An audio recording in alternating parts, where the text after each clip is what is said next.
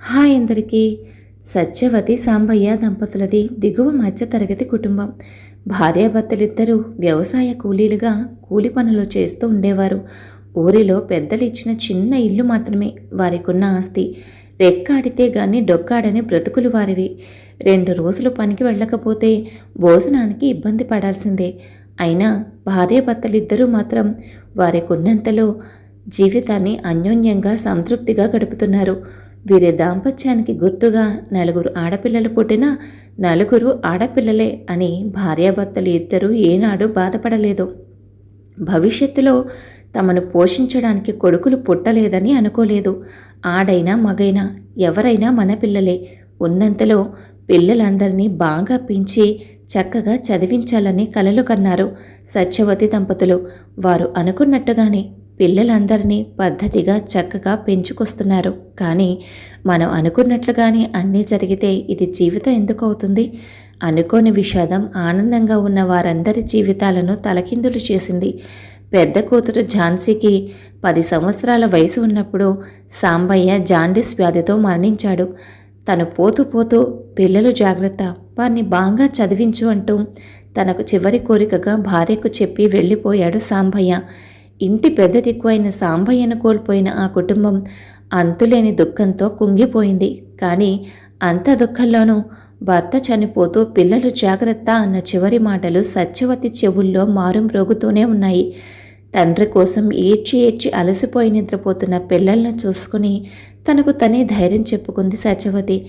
ఎన్ని కష్టాలు ఎదురైనా సరే తన భర్త ఆఖరి కోరికను ఎలాగైనా తీర్చాలని, తన పిల్లలను కష్టపడి బాగా చదివించి వారికి మంచి భవిష్యత్తునిచ్చి వాళ్ళ కాళ్లపై వాళ్ళు నిలబడేలా చేయాలని దృఢ నిర్ణయానికి వచ్చింది.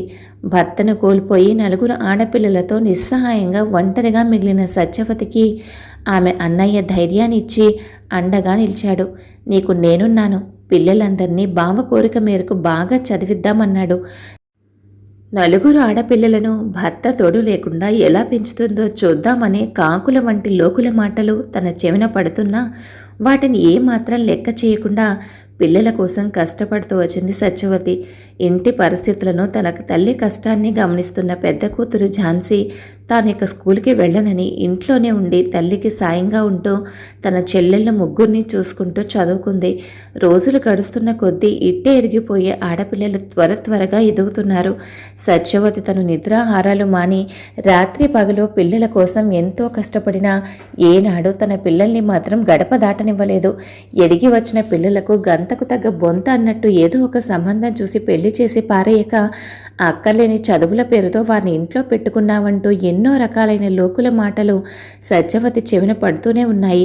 సత్యవతి ఏదైనా ఫంక్షన్కి వెళ్ళినప్పుడు వయసు వచ్చిన ఆడపిల్లలకు పెళ్లిళ్ళు చేయకుండా ఇంకా ఎన్నాళ్ళు చదువుల పేరుతో ఇంట్లో పెట్టుకుంటావంటూ అనే బంధువుల సూటిపోటి మాటలకు సమాధానం చెప్పలేకపోయేది. తనలో తనే కుమిలిపోతూ తన ఇష్టదైవాన్ని ప్రార్థిస్తూ ఉండేది. కొద్ది రోజుల్లోనే అలా అన్న ఎంతోమంది లోకుల మాటలకు సమాధానంగా పెద్ద కూతురు ఝాన్సీ కష్టపడి పోలీస్ కానిస్టేబుల్ ఉద్యోగం సాధించి చూపించింది. అన్ని సంవత్సరాల తన కష్టానికి ప్రతిఫలంగా తన కూతురు మంచి ఉద్యోగంతో తన కళ్ళెదురుగా నిలబడిన నాడు సత్యవతి ఆనందానికి అవధులు లేవు. పెద్ద కూతురు సాధించిన విజయోత్సాహం నుంచి బయటకు వచ్చేలోపే ఆమె వెనకాలే 2వ కూతురు వాణి కూడా గవర్నమెంట్ టీచర్గా ఉద్యోగం సాధించి ఆ కుటుంబానికి మరింత ఆనందాన్ని పంచింది. తమ అక్కలు ఇద్దరూ సాధించిన విజయాలను గమనించిన మిగతా 2 అమ్మాయిలు సంధ్య, శిరీషలు కూడా మరింత ఉత్సాహంతో చదువు మీద దృష్టి పెట్టారు. పెద్ద కూతురు ఝాన్సీకి తగిన సంబంధం, 2వ కూతురు వాణికి ఒక టీచర్ సంబంధం చూసి పెళ్లిళ్ళు జరిపించింది సత్యవతి.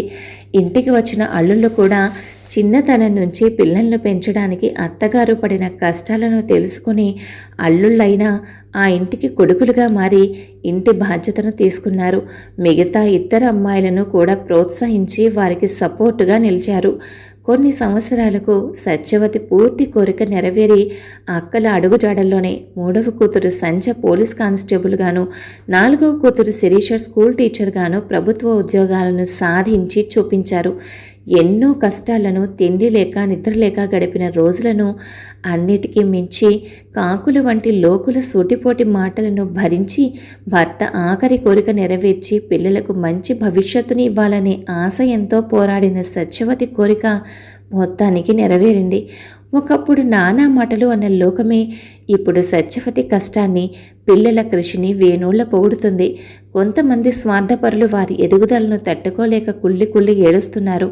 ఇప్పుడు ఆ నలుగురు కూతుర్లు చిన్నప్పటి నుంచి మేము పడ్డ కష్టాలే ఎలాగైనా విజయాన్ని సాధించాలన్న కోరికను మాలో పెంచాయని, మళ్ళీ జన్మంటూ ఉంటే జన్మ జన్మలకి ఈ తల్లి కడుపునే అక్క చెల్లెలుగా పుట్టాలని, ఈ ఇంట్లో పుట్టడం మా అదృష్టమని అంటున్నారు. స్వార్థం లేని కోరికకు ప్రకృతి కూడా సాయం చేస్తుందని, కృషి ఉంటే ఎన్ని అవరోధాలు ఎదురైనా అనుకున్నది సాధించవచ్చు అని ఈ విధంగా సత్యవతి కుటుంబం నిరూపించింది. ఇది చిత్తూరు జిల్లాలోని ఒక మారుమూల గ్రామంలో జరిగిన ఓ యథార్థ గాథ. పిల్లలకు ఎలాంటి ఇబ్బంది కలగకూడదని అన్ని వసతులు సమకూర్చి అపురూపంగా తల్లిదండ్రులు చూసుకుంటున్నా, ఈ రోజుల్లో మాకు ఇంకా ఏదో లోటు ఉందని పెడదారి పడుతున్న కొంతమంది యువతకు ఈ కథ కనువిప్పు కలిగించాలని కోరుకుంటూ, కథ విన్నారు కదా అండి. కథపై మీ అభిప్రాయాన్ని తప్పకుండా కామెంట్ చేయండి. మరొక మంచి కథతో మళ్ళీ కలుద్దాం. ఉంటాను మరి.